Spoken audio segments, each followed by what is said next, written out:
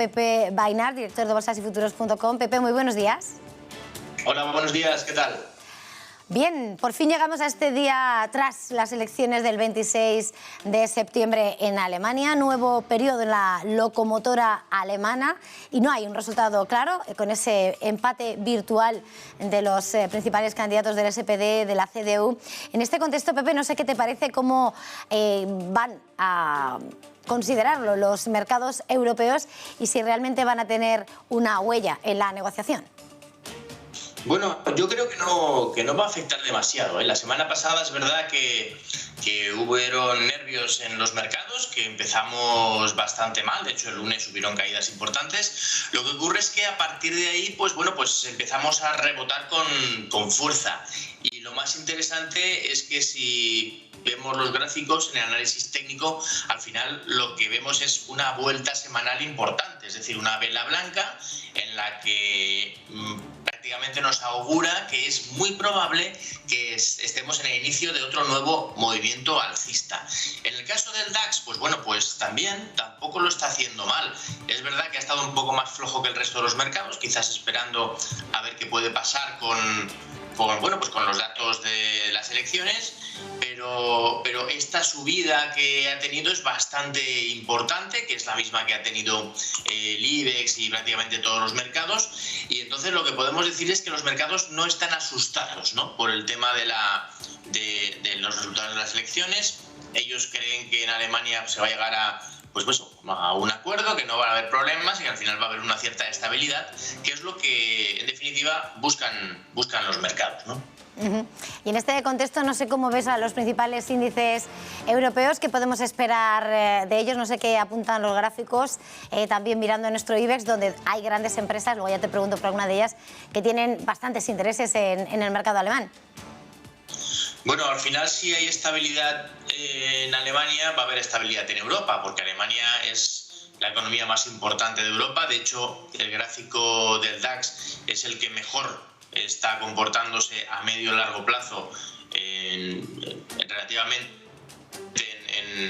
en Europa. En España, sin duda, pues no tenemos esa suerte, estamos muy lejos de los máximos históricos, pero bueno, al final las compañías que tienen intereses en Alemania, si Alemania va más o menos estable, pues deberían estabilizarse, como el caso de Telefónica, por ejemplo. Telefónica tiene un gráfico en el que se ve claramente una sucesión de máximos y mínimos crecientes, que al final no deja de ser lo que se necesita para una tendencia alcista.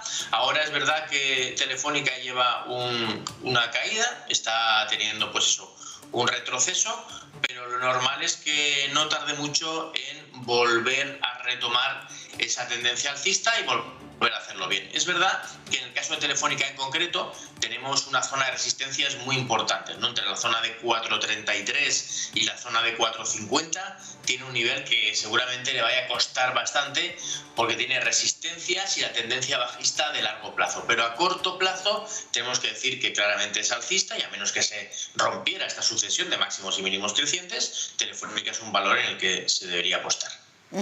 Efectivamente, uno de los principales mercados de Telefónica está en Alemania.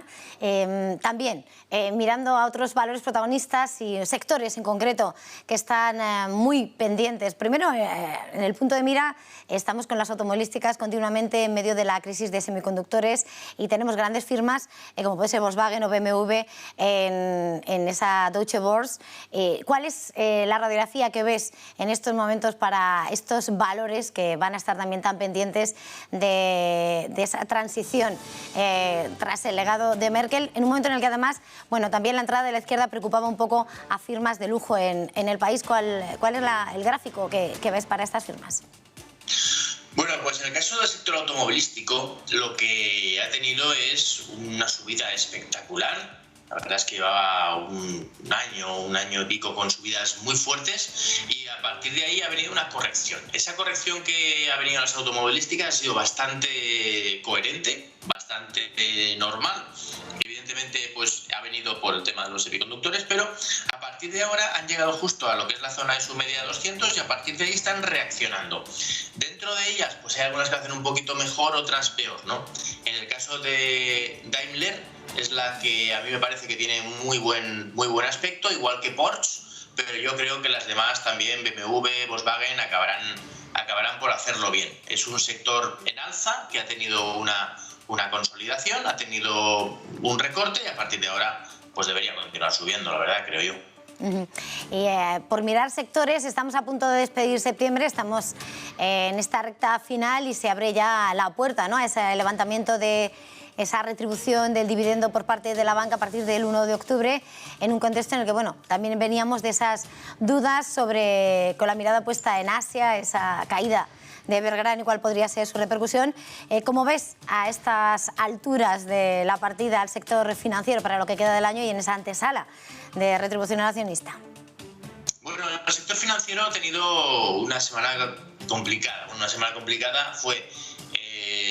el lunes tuvo una caída muy fuerte, que venía ya de la caída del viernes, y la verdad es que asustó bastante, ¿no? O sea, fue como un movimiento extraño, con dos velas negras bastante feas, y bueno, al final no dejó de ser una corrección dentro de un mercado alcista, y de hecho lo ha demostrado a partir del martes, el miércoles, jueves y viernes sobre todo, con subidas bastante fuertes. Entonces tenemos que decir que aquí hay dos tipos de bancos, los bancos más pequeños que prácticamente no han sufrido, que son el Sabadell y Unicaja, que han tenido movimientos alcistas bastante interesantes. Luego tenemos a Bankinter, que es el valor de la banca más estable de todos, que está en máximos anuales, y luego tenemos a Santander, a BBV y a CaixaBank, que tuvieron esa caída más o menos fuerte y a partir de ahí están recuperando muy bien, y a mí me da la impresión de que ha sido una especie de engaño previo a un movimiento alcista interesante. El gráfico de medio y largo plazo de la banca es muy bueno y apunta a que hay que comprar en correcciones porque va a continuar subiendo. Así que esto de los dividendos sin duda pues no es una mala noticia y pues se impulsará de nuevo al sector. Eso es toda la pinta que tiene. Pues estaremos, por tanto, vigilantes. Cambiando de sector, esta semana pasada veníamos de ver esos movimientos dentro del sector turístico. En algunas jornadas llegábamos a ver hacia el jueves encabezar las ganancias en medio también de las incertidumbres en torno a AENA, ya por sus casos de los precios de los alquileres y esa decisión del Congreso.